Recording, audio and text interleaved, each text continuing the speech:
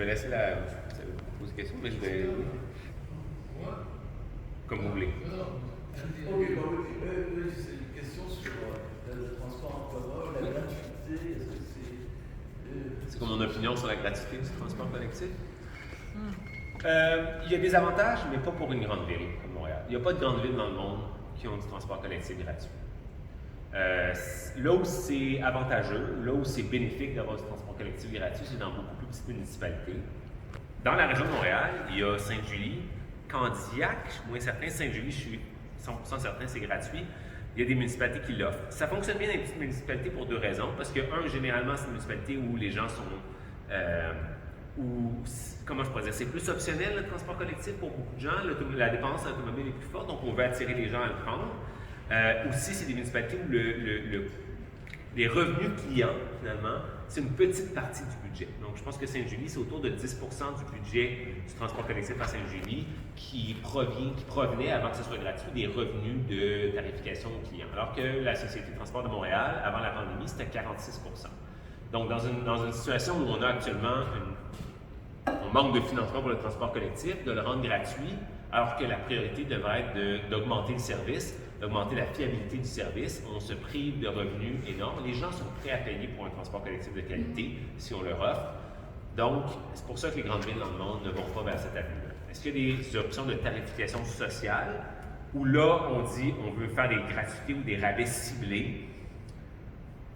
Ça existe, il y a des mécanismes pour le faire, vraiment, que les gens avec les plus faibles revenus, eux puissent avoir une gratuité ou une quasi-gratuité pour le transport collectif. Là, ça serait beaucoup plus efficace et beaucoup plus ciblé comme mesure.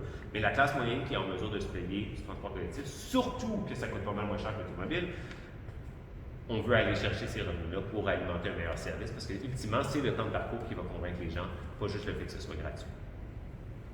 Oui. Est-ce qu'on voit un changement de tendance chez les jeunes qui abandonneraient plus la voiture ou pas vraiment? Oui, c'est une question importante. Il y a eu des tendances, il y a eu beaucoup d'études là-dessus, je vous dirais au milieu des années 2010. Aux États-Unis, en Europe, au Canada, on a commencé à avoir différentes tendances. Il y a encore une diminution de la possession de permis de conduire chez les jeunes. Moins de jeunes qui ont des permis de conduire. Possession automobile qui a diminué. C'est pas clair actuellement si c'était juste un décalage. Est-ce que c'est que les jeunes, la crise financière de 2008 qui aux États-Unis avait beaucoup impacté la prospérité économique des jeunes qui arrivaient dans un milieu où il n'y avait pas d'emploi, donc moins d'argent, pas capable de s'acheter une voiture, on reste plus longtemps chez nos parents. Donc ça, c'est des choses qui ont joué. La relation avec l'automobile, elle est changeante, sauf que il y a des études qui ont démontré que ça dépend vraiment des classes sociales finalement, puis que oui, les classes sociales plus éduquées et à plus haut revenu auraient tendance à être moins attirées par l'automobile, mais il y a encore pour beaucoup de classes de la société pour qui l'automobile a encore toute son attractivité. Et bien, c'est ça, ce décalage, en fait, c'est que juste finalement, on acquiert notre permis de conduire plus tard, puis on acquiert un véhicule plus tard, parce qu'on est aux études plus longtemps, parce qu'on avait des moyens de revenus et tout ça, parce qu'on forme une famille plus tard aussi. Donc, c'est difficile de dire que... Mais, je vous dirais, pour conclure, la génération des baby boomers, dont je pense peut-être certains d'entre vous en faites partie, c'est documenté, c'est la génération la plus motorisée, la plus dépendante à l'automobile de toutes les générations qui ont existé, plus que celles qui sont venues après. Ouais. Je vais faire un peu. Oui. Oui. Je vois tout ça très bien, tout ça, mais la question avec laquelle je demeure, c'est très valable pour les grands centres urbains. Oui. Mais loin que tu sors des grands centres urbains, pas tant que ça au Québec, tu te retrouves dans le monde des régions, dans le monde des campagnes, comment il n'y en a pas, le climat est dur, l'hiver. Et à ce moment-là, je trouve que ça ne s'applique pas. Ça s'applique pas aux grands centres urbains, les gens qui travaillent dans le bureau à Montréal. En dehors de ça, tu vis à la campagne, tu vis en Gaspésie, tu vis à Côte-Nord. Mon travail avant m'amenait beaucoup dans toutes ces régions-là.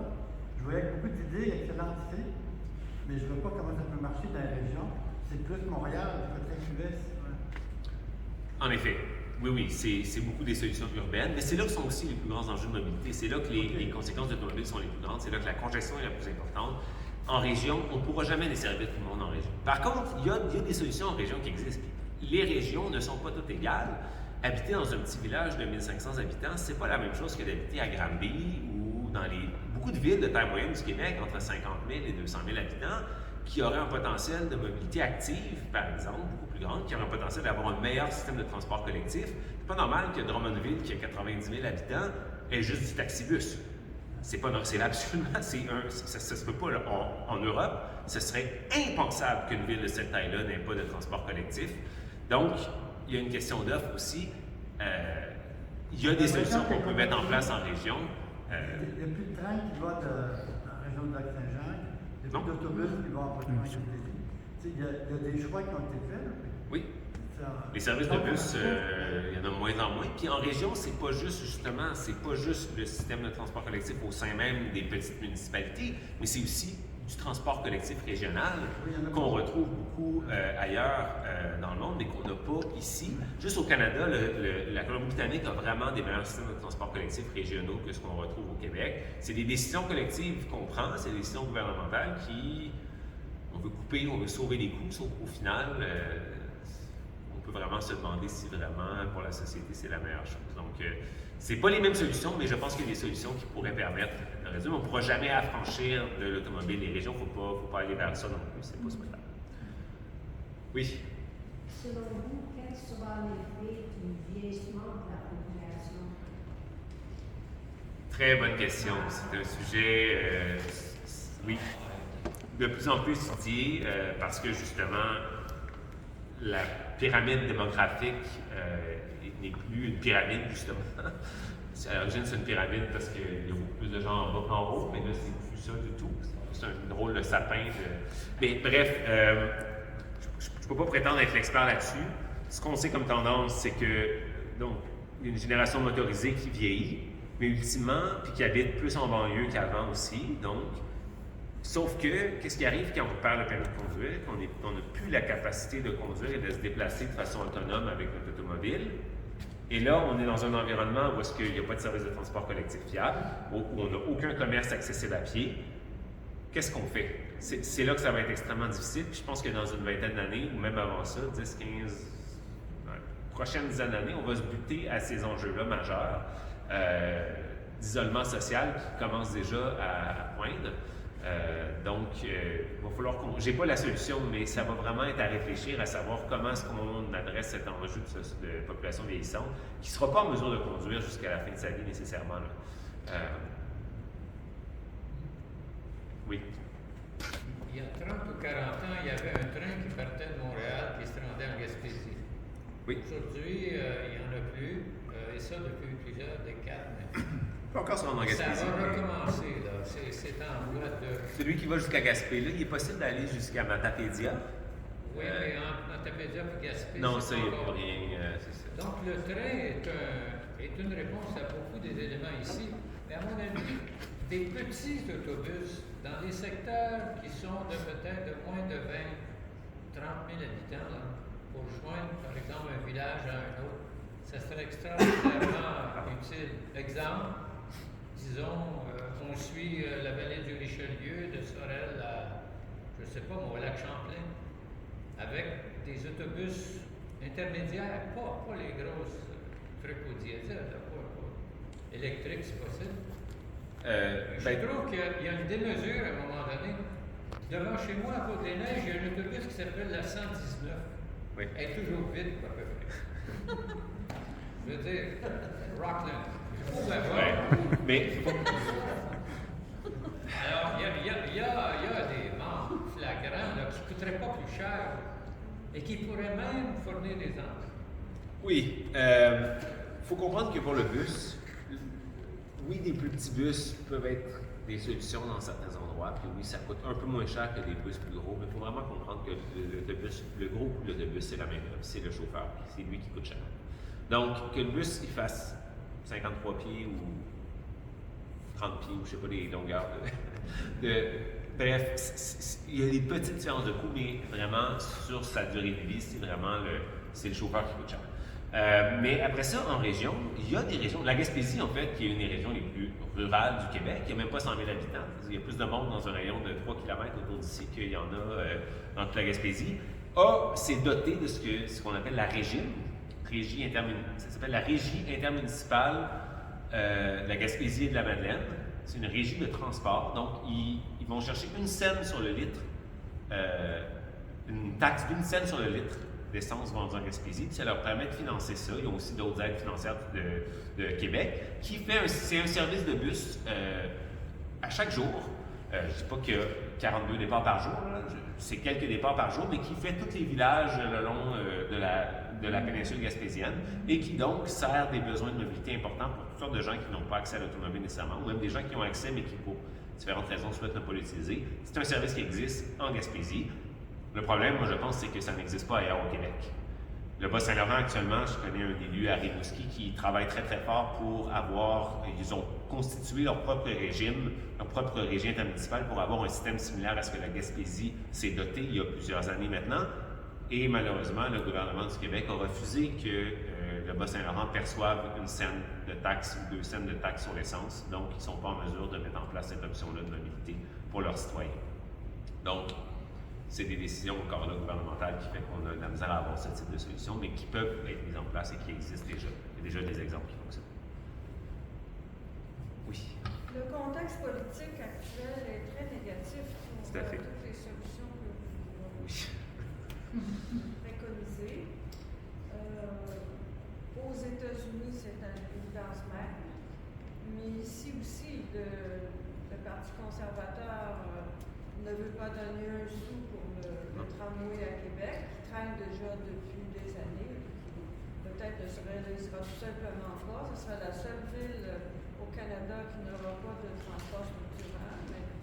Mais il semble que les citoyens de Québec, en partie, sont bien d'accord avec ça. Comment expliquez-vous, comment contrer cette propagande, comme là, par exemple, sur la question des voitures électriques qui devraient remplacer totalement les voitures à essence en 2030. Déjà, on commence à remettre ça en question. Il y a des articles dans les journaux, des chroniqueurs, etc., qui vont vous présenter, vous, monsieur, comme un nouveau curé qui porte atteinte à la liberté, etc. Je n'aimerais pas vous savez très bien à qui je vais parler. C'est pas simple là, de progresser dans ce sens-là. Tout à fait. Dans le contexte actuel, là, je veux dire, on va plutôt vers des régressions. Comme la question des trains. On a opté pour des trains à grande fréquence, alors que ce qu'il faut pour contrer l'automobile, c'est des trains rapides. C'est TGV. C'est des trains tout court, point, mais oui, après ça, on peut en débuter. Mais oui, c'est sûr que le contexte politique actuel n'est vraiment pas à l'avantage de la mobilité durable en général. On dirait que tout s'en va vers la droite pour l'instant, puis vers des politiques encore plus automobiles. Pourtant, il est possible de reconnaître, je veux dire, les partis de droite en Europe vont reconnaître quand même que le transport collectif a ses bénéfices. Même en Ontario, on n'a pas besoin d'aller si loin que ça. Les conservateurs en Ontario continuent à financer le transport collectif. Le ratio d'investissement en transport collectif en Ontario, en transport en Ontario, c'est 70 % pour le transport collectif et 30 % pour les routes à peu près. Au Québec, on a un ratio inversé, 70 % dans les routes et 30 % dans le transport collectif. On fabrique des autos. On fabrique des autos. On n'en fabrique pas. Et on a maintenant un premier ministre conservateur depuis plusieurs années maintenant, mais qui quand même continue d'investir le transport collectif dans la grande région de Toronto parce que, donc c'est possible d'avoir des gens qui penchent plus à droite, des idéologies conservatrices, qui vont quand même reconnaître les bénéfices du transport collectif pour la société, surtout dans les grandes villes où c'est absolument essentiel. Si on ferme le métro demain matin, là, il n'y a rien qui bouge en ville. Il n'y a absolument rien qui bouge. Je veux dire, le transport collectif est absolument essentiel pour une métropole comme Montréal, puis pour une ville comme Québec. C'est absolument hallucinant qu'une ville de cette taille-là n'ait pas de transport collectif structurant. Je veux dire, c'est une ville dont l'agglomération approche 1 million d'habitants. Il y a des villes en Europe qui ont 150 000 habitants et qui ont plusieurs lignes de tramway. Donc,